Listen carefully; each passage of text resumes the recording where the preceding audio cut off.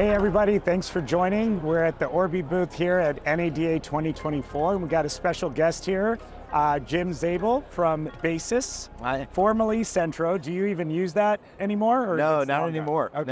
No, that's an old legacy name, and we rebranded about 2 years ago to Basis Technologies. Okay, great. Well, introduce yourself. Tell us a little bit about Basis. Yeah. And then we'll kind of dig into what we're doing together. Great. So Jim Zabel, Basis Technologies. I'm the VP of Business Development for the automotive vertical, which is pretty unique for my role at the company. But Basis Technologies is an automated digital media platform. So we have an enterprise platform with workflow and communication tools, but our core product is DSP built within that platform. Got it. So DSP, Yeah. because the automotive industry doesn't always have all the MarTech lingo down. Right. Demand side platform. You got it. And the word demand actually means the advertising demand. That's right. Dealerships, OEMs, they want to find their audience through this. And then there's a bidding engine, and there's all this display inventory that's out there. Right. And the way those things get filled when it's not a Google advertising property or a Facebook advertising property is through a DSP. That's right. So we have 45 exchanges integrated into our DSP. Yeah. How many billions of ad calls, meaning how many boxes can be filled a second?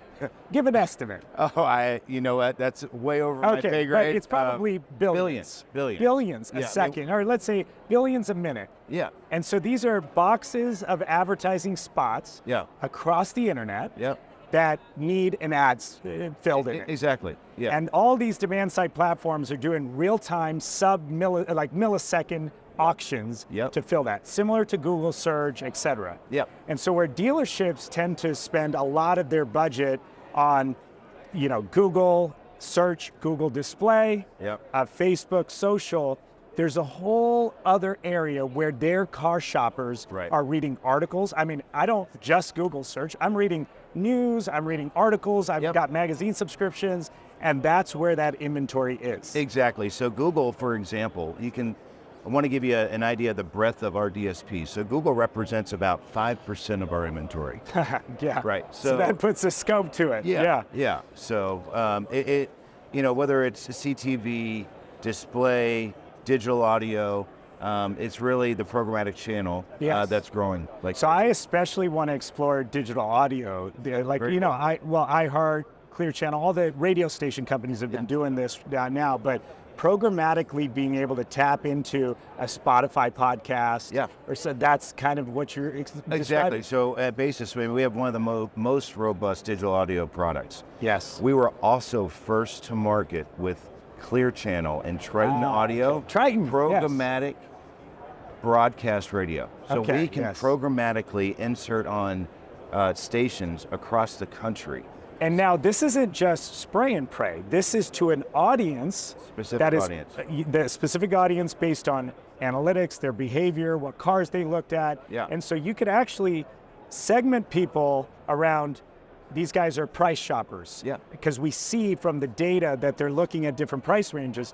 And once they're in there, you could actually have a display ad that says, still trying to find the right price for you? Exactly. Click here. And so the ad's relevant to the right audience and everywhere on the internet. And one of the things I'm most excited about is obviously your audience capability. Yeah. But through Basis, in our live ramp integration, you can pipe in direct audiences to our platform at no additional CPM. Got it. And so with the integration that we're announcing, we're able to take all this sort of first-party data from the dealer, as well as all the web events and other data that's coming from other vendors in the ecosystem.